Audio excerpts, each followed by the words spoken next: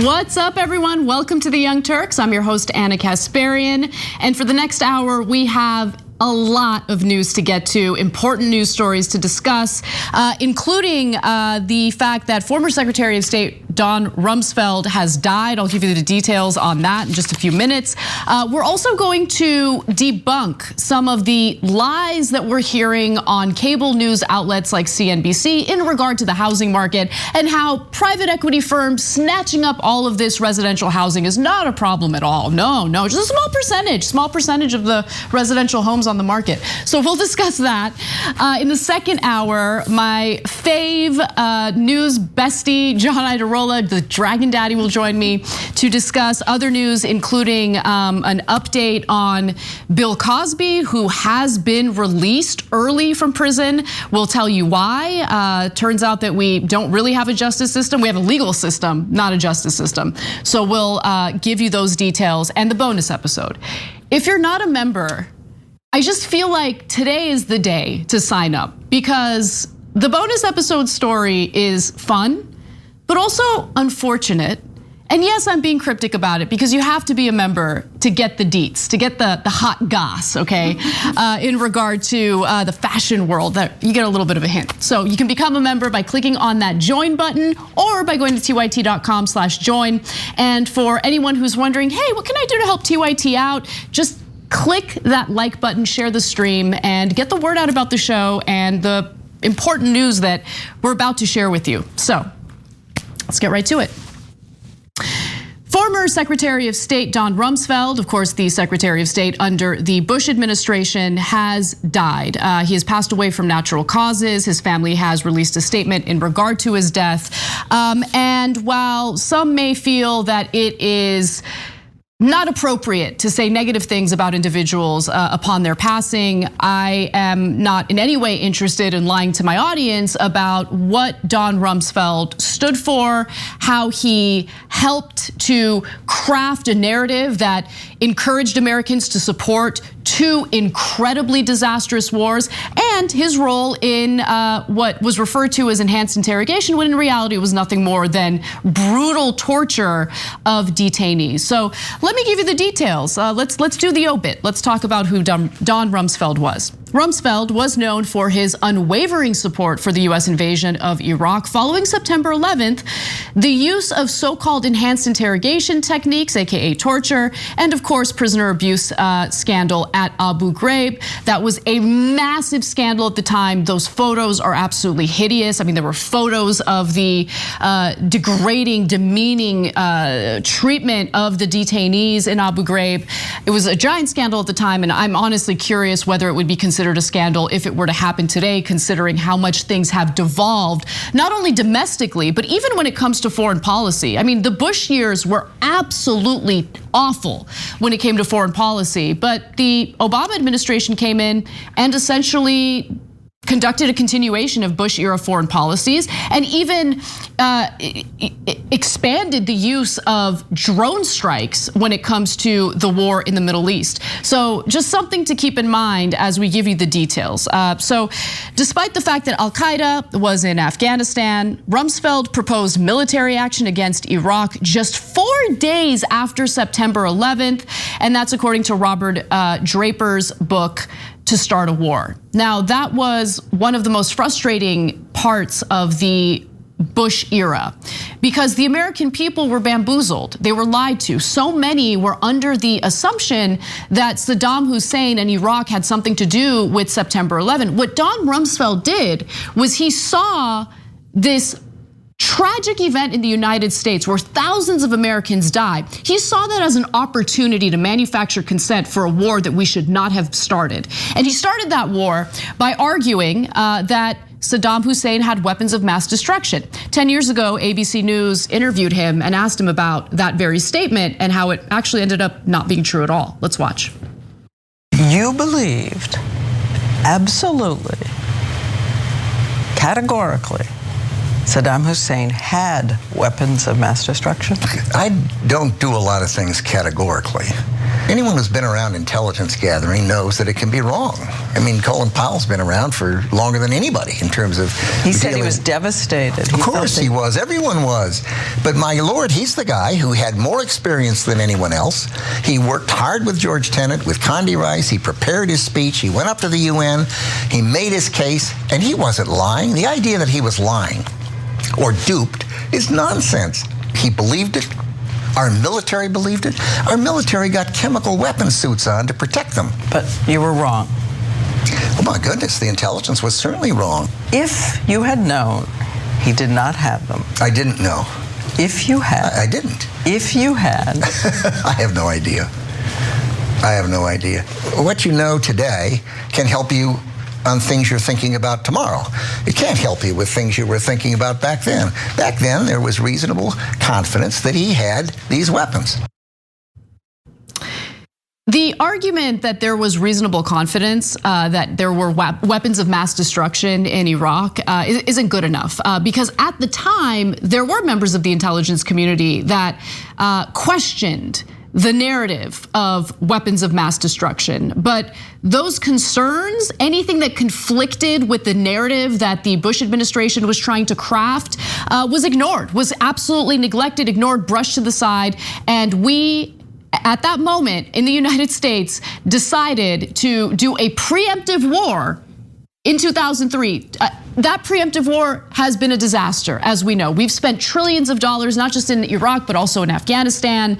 The, again, enhanced interrogation methods that were used when it came to detainees related to those conflicts, absolutely brutal and horrifying. I mean, we broke all sorts of international laws, conducted war crimes. I mean, the Bush administration also conducted warrantless surveillance and spying on Americans. Just absolutely awful, absolutely awful. Look, you read these obituaries when government officials pass away, and I get it. You know, they talk about how many children they had and how wonderful they were to their families. But what about the families who lost their children as a result of these drone strikes? Or what about the families whose homes and neighborhoods were destroyed, their livelihoods were destroyed, their way of life was destroyed thanks to the Bush administration, thanks to the help of Secretary of State Donald Rumsfeld, and again, manufacturing consent for a war that we should not have been in. He famously, by the way, offered rosy assessments of how the war in Iraq would proceed and offered little introspection for the ensuing tragedy and fallout. The Gulf War in the 1990s lasted 5 days on the ground. I can tell you, if the use of force in Iraq today would last 5 days or 5 weeks or 5 months, he said, but it certainly isn't going to last any longer than that, he predicted in 2002. So he intentionally underestimated the impact of starting that preemptive war. He made decisions along with other Bush administration officials based on incredibly faulty intel, didn't even want to wait to verify that intelligence regarding weapons of mass destruction in Iraq. And so this is it, this is his legacy. It doesn't just go away because he's died of natural causes. And he died at a pretty old age, he lived a long life. In November of 2002, Rumsfeld also signed off on the Department of Defense's use of tactics against detainees in Guantanamo Bay, which by the way remains open, that included deprivation of light, forcible stripping, the use of phobias such as dogs and stress positions for up to 4 hours. Along with his signature, he wrote a note saying, quote, "I stand for 8 to 10 hours a day. Why is standing limited to 4 hours?" And mind you, these are detainees who, many of whom, hadn't even been charged with anything yet.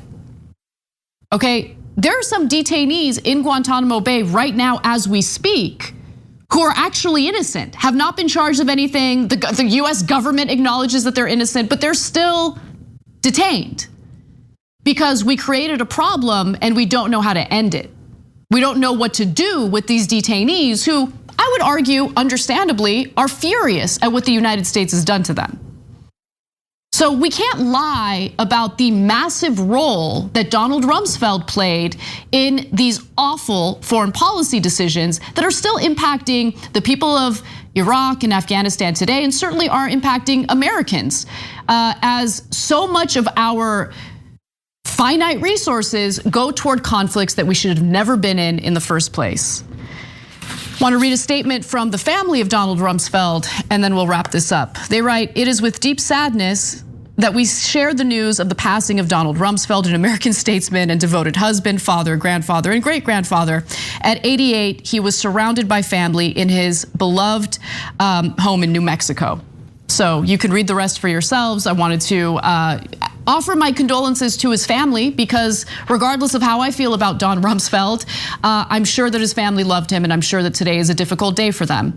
But we should also be considerate of the endless difficult days that people in the Middle East have suffered as a result of decisions made by our government, especially when Don Rumsfeld was Secretary of State.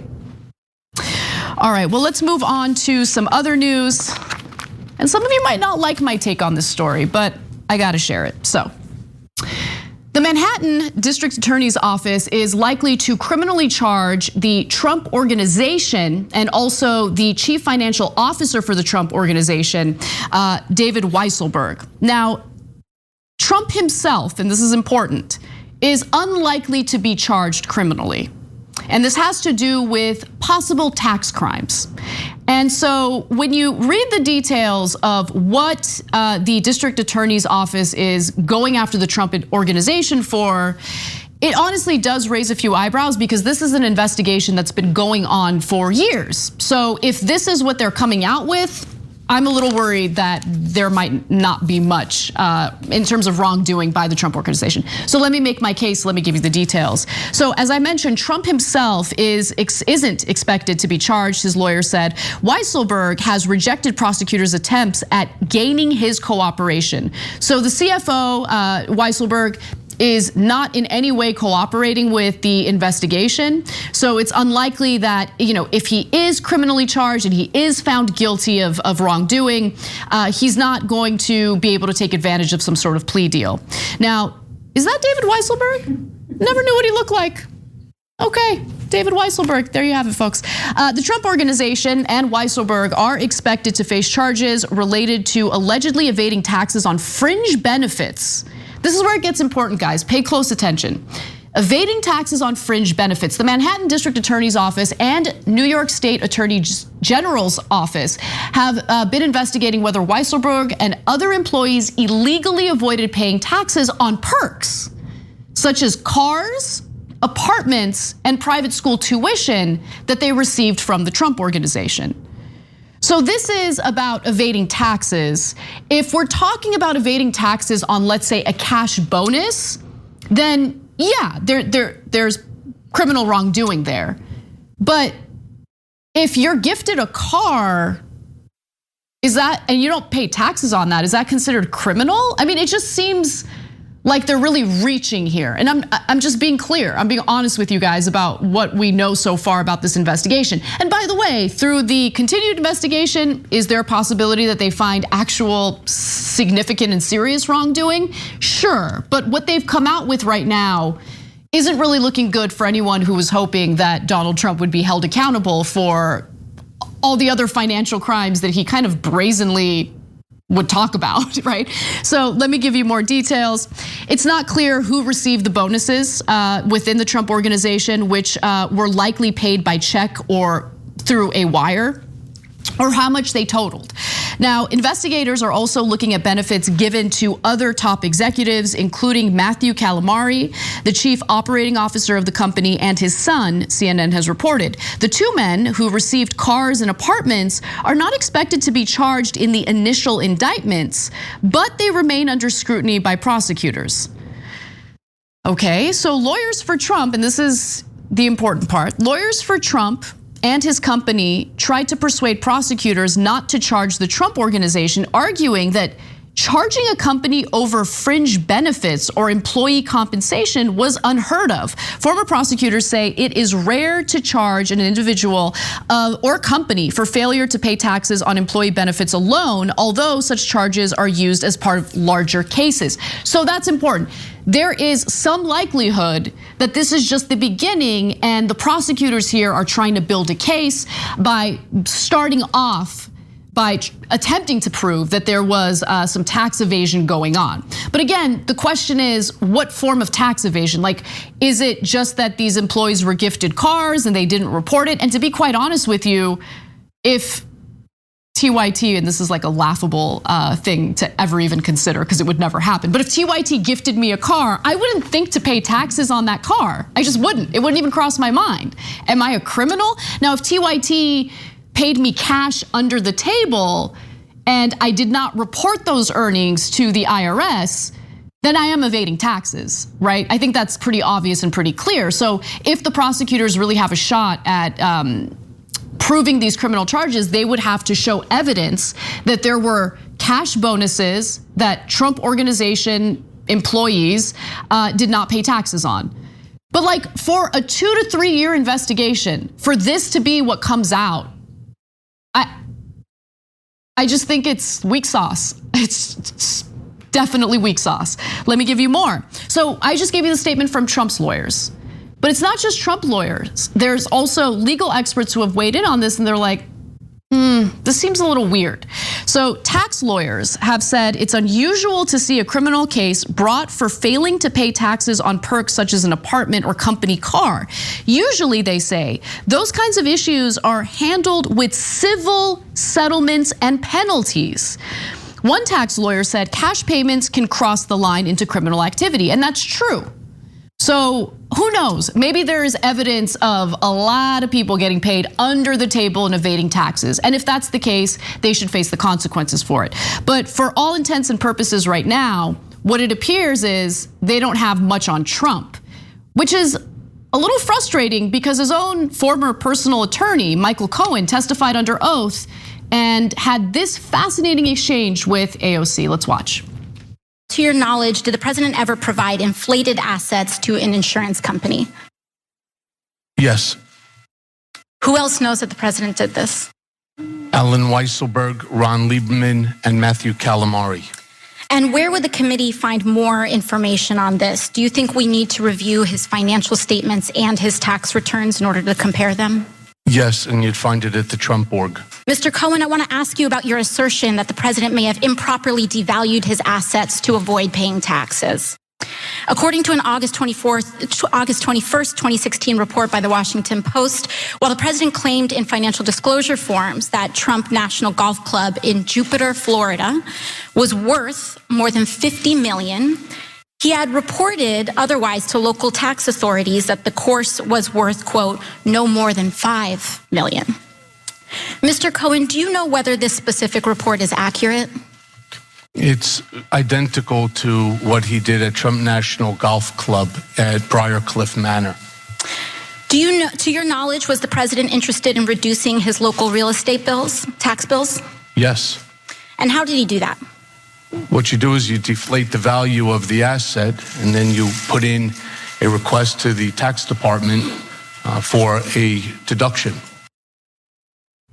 So that is what kind of tipped off prosecutors in the Manhattan District Attorney's Office, and I think it makes sense to do the investigation. But so far, the outcome of this investigation doesn't really show any serious crime. I mean, certainly not something to the point that would incriminate Donald Trump specifically, which is why he is not likely to be criminally charged yet.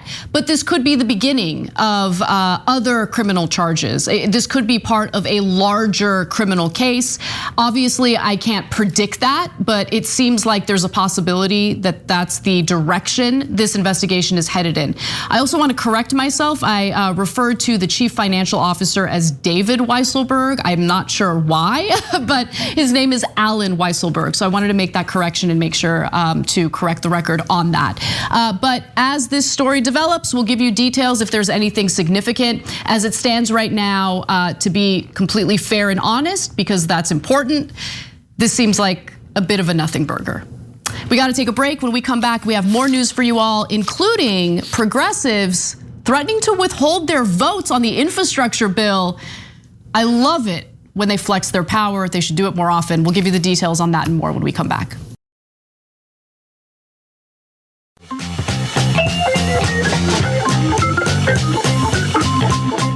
Welcome back to TYT. Anna Kasparian with you. Please like and share the stream. I was gonna say scream. I might be screaming later. There's some pretty crazy stories in the rundown today. But please smash the like button. That's what the cool kids say on Twitter. Anyway, with that said, let's move on to progressives who are finally starting to understand that they actually do have some leverage and they do have some power as a bloc in the House of Representatives. Representative Ilhan Omar told Politico that she and other progressive lawmakers in the House are willing to withhold their vote on the so-called bipartisan infrastructure bill unless there is a foolproof strategy in place to ensure that they can vote on a second reconciliation bill and get it signed by Biden simultaneously. Now remember, this is what Joe Biden had promised to do. He said, we're gonna do this bipartisan deal because we wanna get something done in a bipartisan way with these Republican lawmakers in the Senate, but we're also going to have a second bill that we will pass and sign in tandem, and we'll pass it through reconciliation, simple majority in the Senate, that has all of the things that Republicans stripped out. Now, I think that strategy was dumb. I think that strategy is unlikely to work unless progressives are willing to withhold their vote to ensure that these two bills pass in tandem. Now, Omar also, here's what her statement was, by the way. She told Politico, quote, "We have a commitment that regardless of what happens with bipartisan legislation, they will give us reconciliation legislation that goes as far as we've wanted it." And so the reconciliation bill is supposed to include all of the climate action related provisions that were stripped away by Republicans. It's also supposed to include funding for childcare and also funding for elder care, the human infrastructure components of the Biden plan that actually made it incredibly popular across the country, even in red states. I mean, upwards of 70% of Americans are in favor of Biden's initial infrastructure bill. So capitulating with Republicans is, in my opinion, a dumb move. Giving into the demands of a bought-off politician like Senator Joe Manchin is a dumb move. It really is. But again, if progressives are really willing to follow through with what Representative Omar is saying here, there is a chance for a positive outcome. So Omar isn't the only Democrat who has said this in public. The linkage is non-negotiable for me, added Progressive Representative Richie Torres, who said the bipartisan compromise excluded his priorities like affordable housing. As a result, he added, "I will refuse to vote for any bill that fails to be linked to a larger reconciliation bill." The Progressive Caucus in the House actually did a poll. They have about 100 members in that caucus. We know that not all of them are actually progressive. But through that poll, they found that 60 out of 100 of those progressive lawmakers are willing to withhold their vote to ensure that there's a second reconciliation bill that passes in tandem. Now, Joe Manchin, Senator Joe Manchin, unironically tried to argue during a recent interview on MSNBC that progressives, they might be unreasonable here. They might be super unreasonable. Let's hear what he had to say. I would hope that everyone would look at this as something that we can do. It's doable in a bipartisan way. Take that victory, and then let's go. We know they're not going to go to the human infrastructure because of the adjustments of the tax code. I've known that from day one. But we can still go through the process, knowing we'll probably have to go to reconciliation, and then do what we can afford to do. Saying I'm going to not vote for the other one because you haven't guaranteed to vote for everything. We've never done legislation that way. I've never been a part of it in 10 years I've been in the Senate. So let's work the legislation the way it's going to be presented. This is the guy who has threatened to block every piece of legislation in Biden's agenda if he doesn't get what he wants. He's been the one who's raised his hand over and over again to say, no, I really care about bipartisanship. I mean, my corporate donors paid me to pretend like I care about bipartisanship, so I'm gonna block these bills unless they're watered down. Remember, it was Manchin who persuaded the Biden administration to water down the coronavirus relief bill. And it was watered down. The unemployment benefits were watered down from $400 a week to $300 a week. And Manchin succeeded in implementing additional means testing so fewer Americans would qualify for the stimulus. So he did that arguing that he wanted to get Republicans on board. And how many Republicans voted for that bill? That's right, zero, none of them did. It wasn't really about bipartisanship. It was about ensuring that Americans didn't get the financial relief that they really needed, or at least lowering the amount of financial relief they would receive in order to ensure that they'd be desperate enough to go back to their jobs that pay them a starvation wage. That's what this was really about. Let's not get it twisted. And as The Intercept reported, and as The Intercept obtained leaked audio of Manchin speaking to the so-called no labels group of billionaire donors, Manchin knows that bipartisanship isn't a reality. He knows that the Republican Party is full of obstructionists who have no interest in working together, but he wanted to provide cover for his lies, and so he encouraged these billionaire donors to offer some of these retiring Republican senators jobs once they're done with their term, so they can, sweeten the deal a little bit, and they can maybe vote in favor of a January 6th commission to investigate what happened in the Capitol.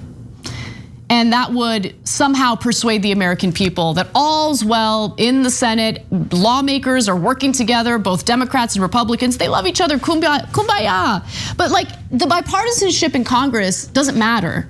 What does matter is, how do the American people feel? And the majority of the American people, with Republicans included in this equation, were in favor of Biden's original infrastructure bill. I would argue that if you were to poll Americans right now, and if you were to ask them, hey, which one do you prefer? Do you prefer Biden's original infrastructure bill that had all of these wonderful components like childcare, elder care, climate action, or do you prefer the watered down bipartisan version that would privatize $100 billion worth of public infrastructure? I don't know, I might be wrong, but I would argue that most Americans, Republicans included, would probably enjoy Biden's provisions far more than this awful watered down corporate giveaway that's now been agreed upon by the Biden administration and a bipartisan group of senators who, again, are looking out for their corporate donors. Now, I also want to just note that Manchin has not committed to voting to the reconciliation or voting for the reconciliation bill. Manchin has indicated that he would support the Democrats' second measure, which some have dubbed the human infrastructure bill, but noted, and this is important, but noted he hasn't agreed on the amount and needs to see what will be in the legislation. So he's like, that reconciliation bill, yeah, totally. I will vote for it, except if I have a problem with the funding for it, probably not. I'm probably not gonna vote for it. I don't know, let me check in with the no labels group of billionaire donors. Let me see what they think. By the way, no one in the mainstream press even covered that. That story by The Intercept, and shout outs to Ryan Grimm and Ken Klippenstein for reporting on that, I think was such a huge story because it helped Americans understand the inner workings of the Senate, of Congress, what motivates these lawmakers, and it got no attention. It's absolutely mind-blowing. Now, House Budget Committee Chair Representative John Yarmuth privately urged a group of senior Democrats not to draw public red lines for either of the bills, whether it's price tags or policy wishes. That's basically his way of saying to progressive lawmakers, hey, hush up, don't threaten us by saying you're gonna withhold your vote. But look, this is the time where we need to provide positive reinforcement to progressive lawmakers in the House, because they do have leverage. They do have an opportunity to pass provisions from the infrastructure bill that are incredibly important and would, in fact, materially improve people's lives. They have nothing to fear if they stick together and withhold their votes and actually deliver for their constituents and the American people. The only people who should be scared are clowns like Senator Manchin and Kyrsten Sinema. But if progressives actually fight on behalf of the American people, and it's abundantly clear that they're fighting to ensure that we're doing something about climate change, to ensure that we're doing something to compensate people who take care of elderly family members, that's work. They deserve compensation for that. If they fight for communities that have been neglected, that's your best shot at making your case for why the Democratic Party is better than the Republican Party. Give people what they want. They tell you what they want in the polls. Many of these progressive lawmakers don't take massive campaign donations from corporations. They don't take money from super PACs, and that should liberate them. Flex your power, flex your muscle. Why wouldn't you? What's the whole point of being in Congress in the first place? To go live in DC for 6 months out of the year? That sounds awful. Who wants to do that? No one. So do your jobs. And I'm not trying to be aggressive or negative toward them right now. It seems like they have the right idea. The question is, will they execute it? And if they do, I promise you, it'll work out well. They'll get negative press coverage. I'm sure they'll get pushback from the Democratic establishment and Democratic leadership. Who cares? These are people who are incredibly unpopular because they don't deliver. So if progressives do deliver, then we'll feel pretty good about putting them in Congress in the first place. All right, let's go ahead and take our second break. And when we come back, I want to dig in on how these corporate Democrats are attacking Nina Turner. Jim Clyburn is involved now. You don't want to miss the details on this story. Come right back.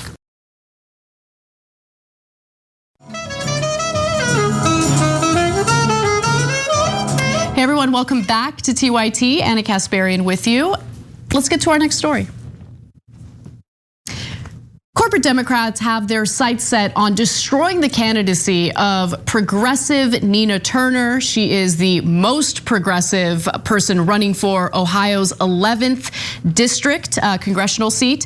And recently we shared with you that Hillary Clinton had endorsed her opponent, a woman by the name of Chantel Jones.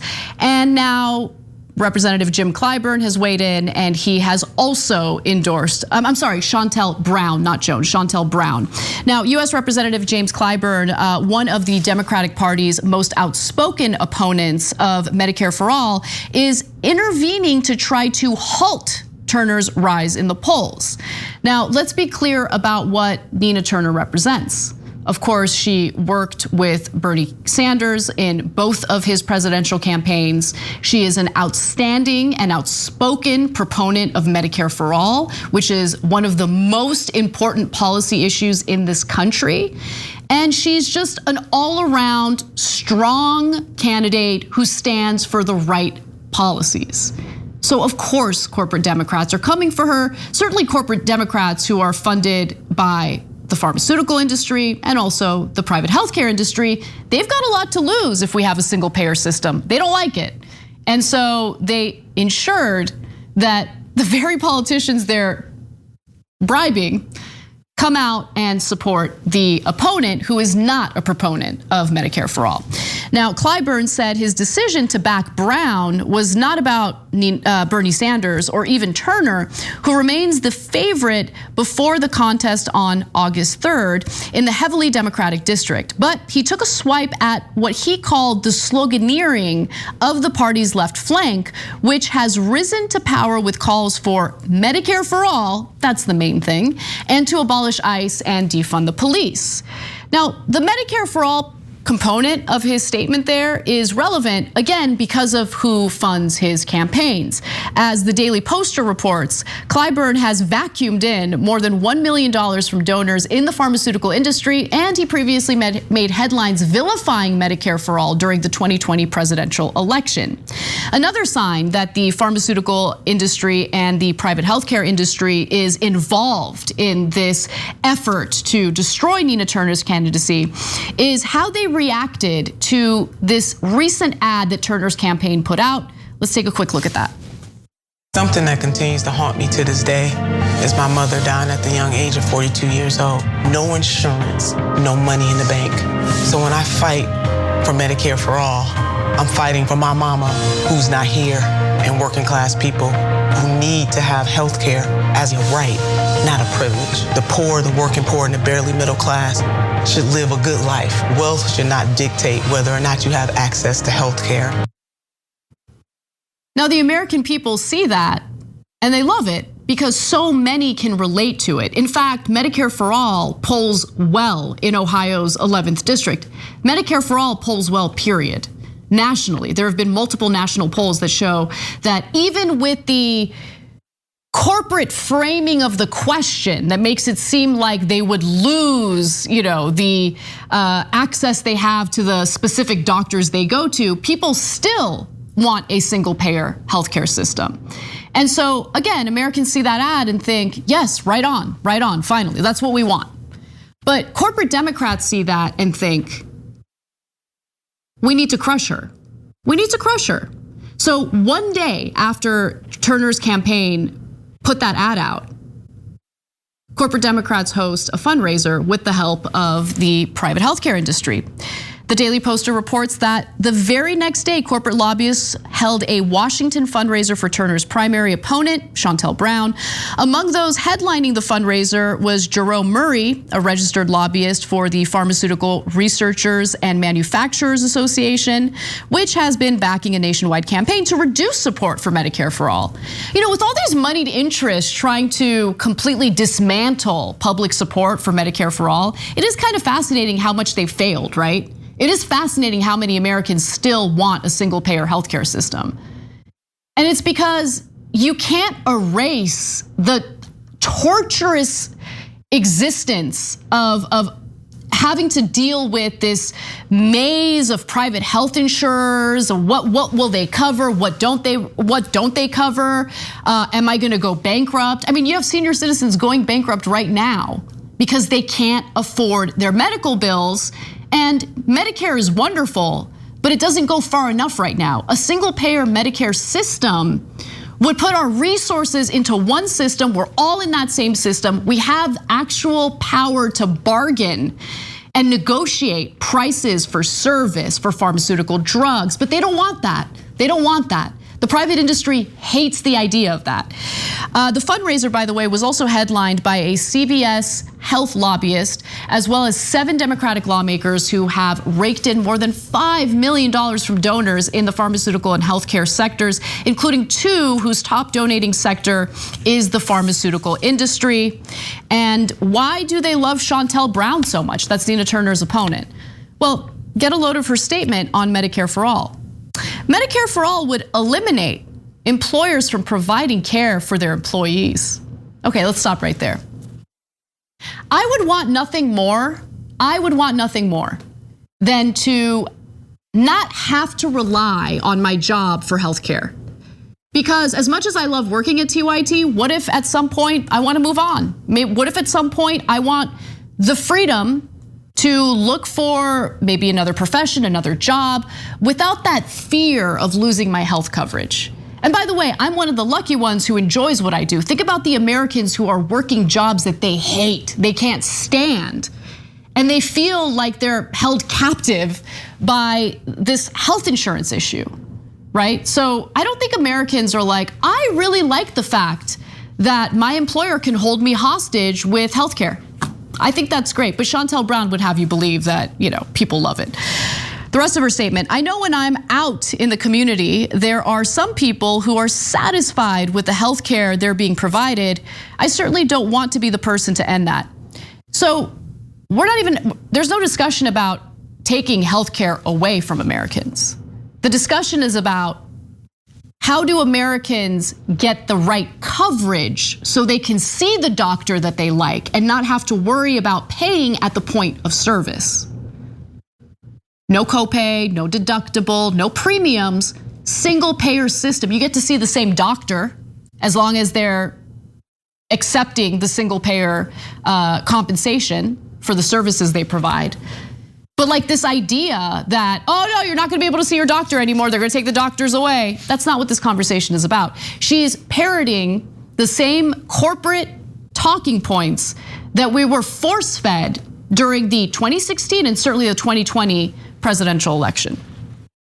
And I do also want to just give you a little bit of the media angling on this, because the headline from the New York Times is this: Number 3 House Democrat steps into Ohio race to head off a Sanders acolyte.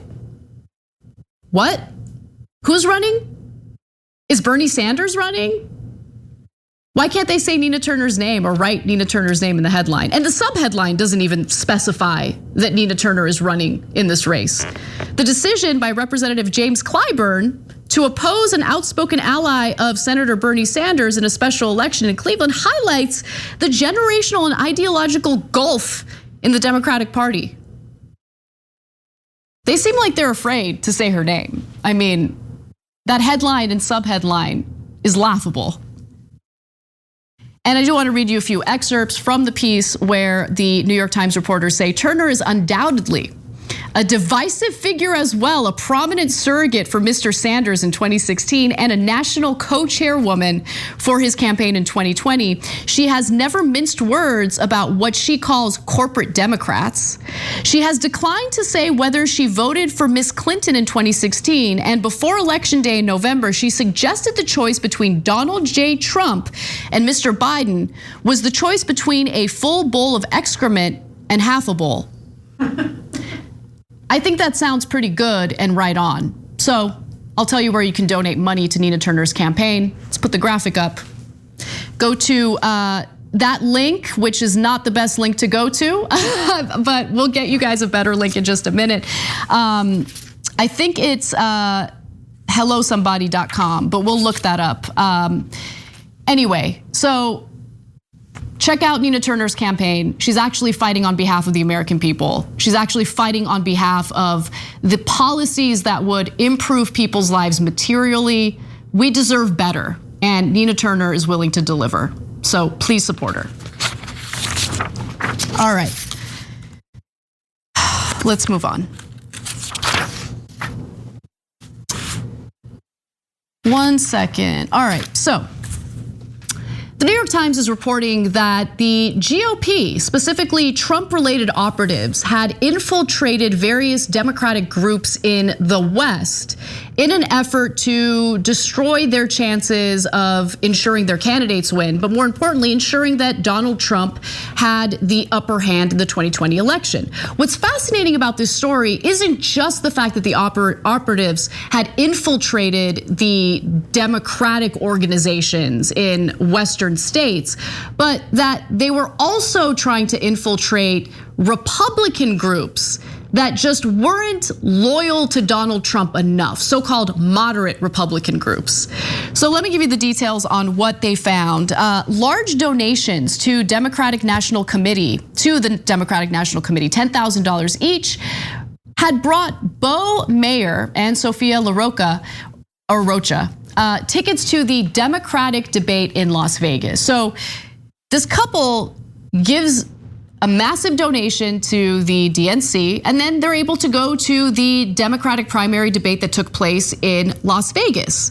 But Mayer and LaRocca were part of an undercover operation by conservatives to infiltrate progressive groups, political campaigns, and the offices of Democratic as well as moderate Republican elected officials during the 2020 election cycle. Using large campaign donations and cover stories, the operatives aimed to gather dirt that could sabotage the reputations of people and organizations considered threats to a hard right agenda advanced by President Donald Trump.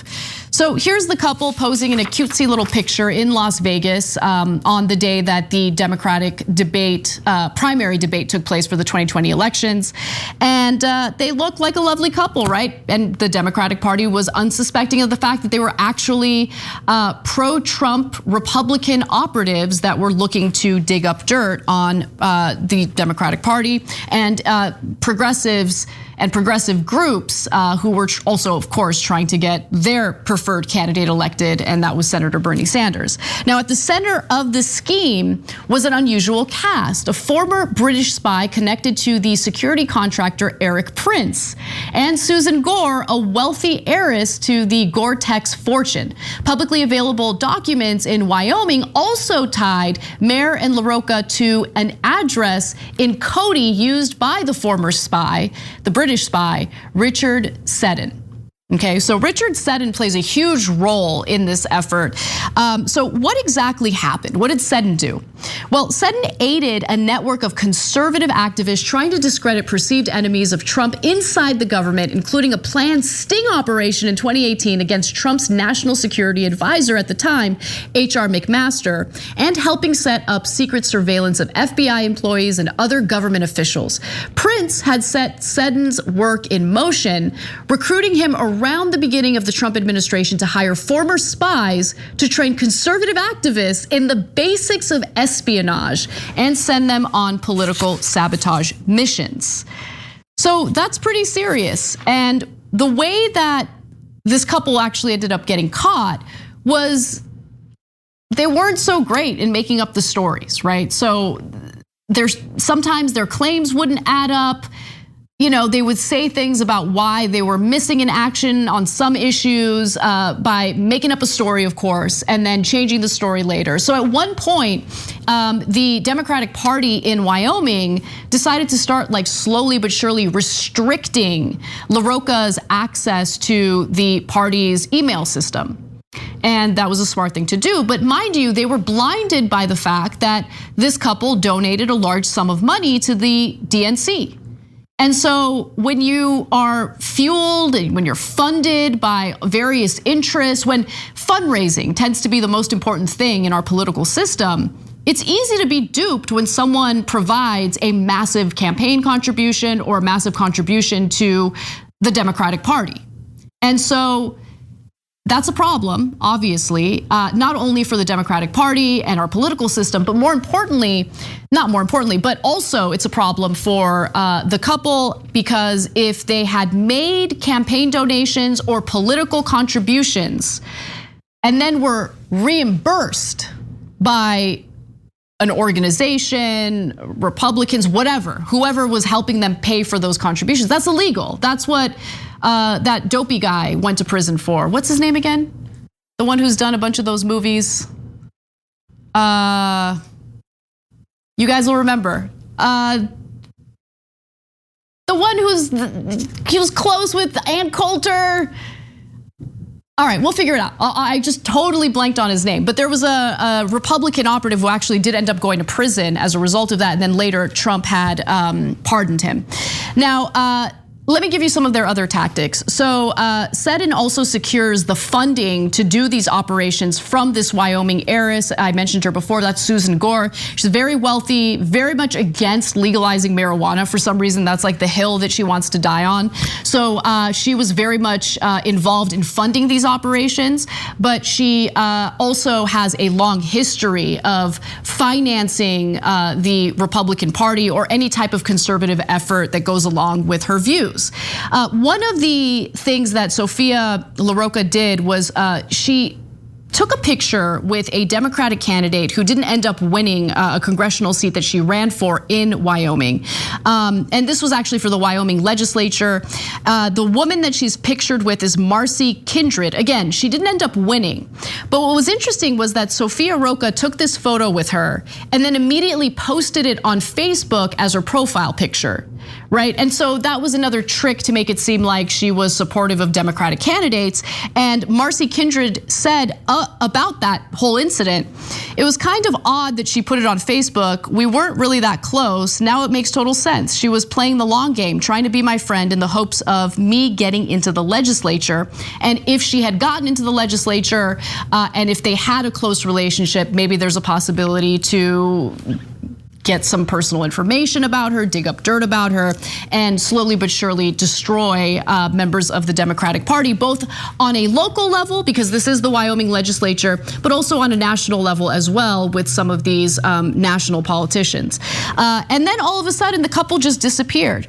Right before the November election, Mayor and LaRocca disappeared on October 21st. She wrote an email to her boss saying that she had to leave the country, writing, quote, "I have a family emergency and am going to Venezuela as my grandmother is gravely ill." Others she had worked with and befriended over 2 years said they had not heard from her in months. But the New York Times actually found that in fact, the couple never left the area. Mayor and Seddon have also been working together on a business venture importing ammunition from overseas, according to a business document linking the two men that was obtained by the Times. By a document obtained by the Times. So money in politics has all sorts of ramifications, certainly when it comes to the policies that end up getting passed, but also when it comes to luring in Democratic lawmakers or Democratic organizations by Republican operatives or right-wing operatives, right? And they didn't just focus on Democrats here. They also focused on moderate Republicans as well, all in an effort to help Donald Trump. And by the way, where did these operatives come from? Project Veritas. So that whole organization is involved in all of this as well.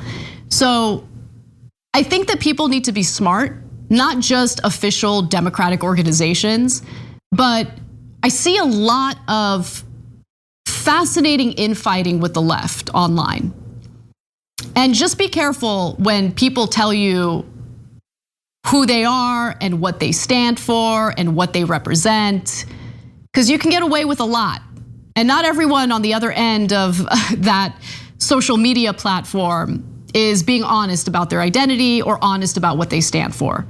So I think it's okay to be skeptical. It's okay to, have your eyes open. But more importantly, if you notice that there is a clear effort to sow division, if there's a clear effort to start conflict, ask yourselves why. Why is the least powerful group in this country, and those are the leftists, why are members of that group starting stuff for no reason and harping on it nonstop, week after week, month after month? Why do they want to sow division? I don't know. Maybe I'm being a little too suspicious, but don't believe everything you read on the internet. Be smart, because these operatives infiltrating groups, it's a thing. It actually does happen. And it's clear that it happens. We've seen it happen on social media with right-wing marketing campaigns posing as socialists. That was a story that we talked about in regard to Facebook just a few weeks ago. So keep your eyes out, listen to evidence, read. And when I say read, I don't mean read Twitter feeds. I mean read actual credible reporting, and just be smart. Because we got to protect ourselves, and there are all sorts of nefarious figures that are well funded out there who have every interest to destroy any movement that goes against their corporate backers. All right, and then I got a text message from Brett. I want to make sure I give you guys that name. Dinesh D'Souza. Dinesh D'Souza. That was what he went to prison for. Dinesh D'Souza was making campaign contributions on behalf of others, and it's a crime. That's why I went to prison. He's a criminal. Yeah. Anyway, let's take a break. When we come back, John Iadarola will be joining me for some more news. Thanks for listening to the full episode of The Young Turks. Support our work, listen ad-free, access members-only bonus content, and more by subscribing to Apple Podcasts at apple.co/TYT. I'm your host, Cenk Uygur, and I'll see you soon.